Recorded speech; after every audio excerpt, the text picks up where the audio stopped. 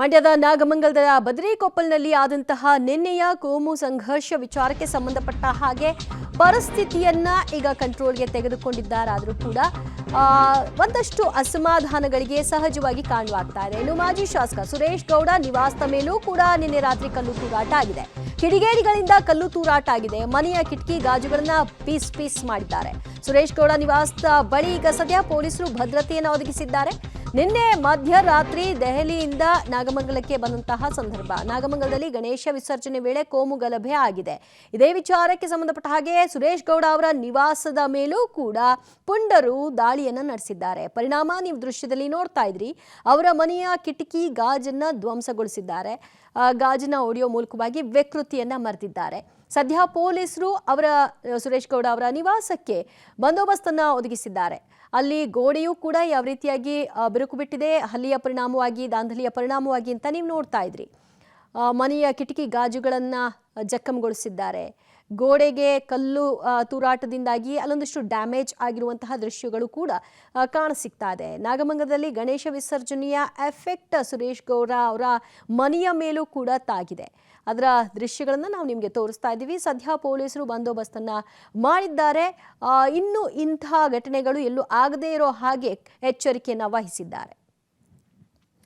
ಮತ್ತಷ್ಟು ಮಾಹಿತಿ ಪಡೆಯೋಣ ನಮ್ಮ ಪ್ರತಿನಿಧಿ ಶಶಿಧರಿಂದ. ಶಶಿಧರ್, ಸುರೇಶ್ ಗೌಡ ಅವರ ನಿವಾಸದ ಮೇಲೆ ಈ ವಿಕೃತಿ ಮೆರೆಯುವಂತಹ ಪರಿಸ್ಥಿತಿ ಯಾಕೆ ಹೋಯಿತು?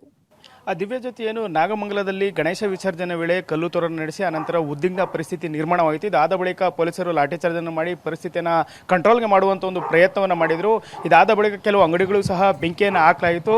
ಇದೆಲ್ಲ ಆದ ನಂತರ ಸುಮಾರು 11:45 ಸುಮಾರಿನಲ್ಲಿ ಬಂದಂತಹ ಕಿಡಿಕೆಗಳು ನೀವು ದೃಶ್ಯದಲ್ಲಿ ಗಮನಿಸಬಹುದು. ಇದು ನಾಗಮಂಗಲದ ಕೋಟೆಪೇಟೆಯಲ್ಲಿರ್ತಕ್ಕಂತಹ ಮಾಜಿ ಶಾಸಕ ಸುರೇಶ್ ಗೌಡ ಅವರ ನಿವಾಸ. ತಡರಾತ್ರಿ 11:45 ಬಂದಂತಹ ಕಿಡಿಗಳು ಅವರ ನಿವಾಸದ ಮೇಲೆ ಕಲ್ಲು ತೂರಾಟವನ್ನು ಮಾಡಿದ್ದಾರೆ. ಆ ಕಲ್ಲು ತೂರಾಟ ಮಾಡಿದಂಥ ರಭಸಕ್ಕೆ ಕಿಟಕಿ ಗಾಡುಗಳು ಪುಡಿ ಆಗಿದೆ. ಈ ಸಂದರ್ಭದಲ್ಲಿ ಸುರೇಶ್ ಗೌಡ ಅವರು ಮನೆಯಲ್ಲಿ ಇರೋದಿಲ್ಲ, ಯಾಕೆಂದ್ರೆ ಅವರು ಡೆಲ್ಲಿಗೆ ತೆರಳಿ ದೆಹಲಿಯಿಂದ ವಾಪಸ್ ಆಗ್ತಾ ಇರ್ತಾರೆ. ಆ ನಂತರ ಕಿಡಿಗಳು ಸಾಕಷ್ಟು ಕಲ್ಲುಗಳನ್ನು ಎಸೆದು ಇಲ್ಲಿಂದ ಎಸ್ಕೇಪ್ ಆಗಿದ್ದಾರೆ. ಸುರೇಶ್ ಗೌಡ ಅವರ ಮನೆಯ CCTV ಅಳವಡಿಸಲಾಗಿತ್ತು, ಆದರೆ ಹೊಸ ಮಾದರಿಯ CCTVಗಳನ್ನು ಅಳವಡಿಸಲು ಅವೆಲ್ಲವನ್ನೂ ಸಹ ಡಿಸ್ಕನೆಕ್ಟ್ ಮಾಡಿ ಅಳವಡಿಸಲಾಗ್ತಿದ್ದು. ಹಾಗಾಗಿ ಯಾವ ಕಿಡಿಗೇಡಿಗಳು ಇಲ್ಲಿ ಕಲ್ಲು ತೂರಾಟ ಮಾಡಿದ್ದಾರೆ ಅನ್ನೋದು ಇನ್ನೂ ಸಹ ಪತ್ತಾಗಿಲ್ಲ. ಈ ಘಟನೆ ತಿಳಿತಿದ್ದಂತೆ ಸಹ ಏನು ಇಲ್ಲಿನ SP ಅವರು ಇದ್ದಾರೆ, ಸುರೇಶ್ ಗೌಡ ಅವರ ನಿವಾಸಕ್ಕೆ ಭದ್ರತೆಯನ್ನು ಒದಗಿಸಿರ್ತಕ್ಕಂಥದ್ದು. ಈಗ ಸುರೇಶ್ ಗೌಡ ಅವರ ನಿವಾಸದ ಬಳಿ ಪೊಲೀಸರು ಮೊಕಮನ್ನು ಹೂಡಿದ್ದಾರೆ. ಸುಮಾರು ಮಧ್ಯರಾತ್ರಿ 12:30 ನಂತರ ಏನು ಇಲ್ಲಿ ಯಾವುದೇ ಯುವಕರು ಬಂದಿದ್ರು ಅವರೆಲ್ಲನೂ ಸಹ ವಿಚಾರಣೆಯನ್ನು ನಡೆಸಿದ್ದಾರೆ.